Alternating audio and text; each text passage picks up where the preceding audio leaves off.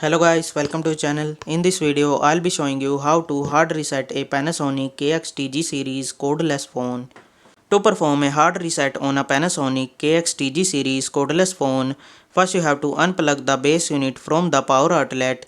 This will power off the entire system of your phone. If your headset has battery, you have to remove them as well. Then you have to leave the phone disconnected from the power at least 5 minutes to ensure all the residual power is drained. Then you have to place the headset on the base unit or the charger and allow it to re-establish a connection between the base.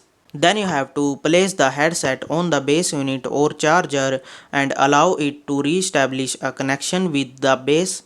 If your headset require a re-registration with the base unit, after the reset, you have to follow the procedure outlined in your phone user manual.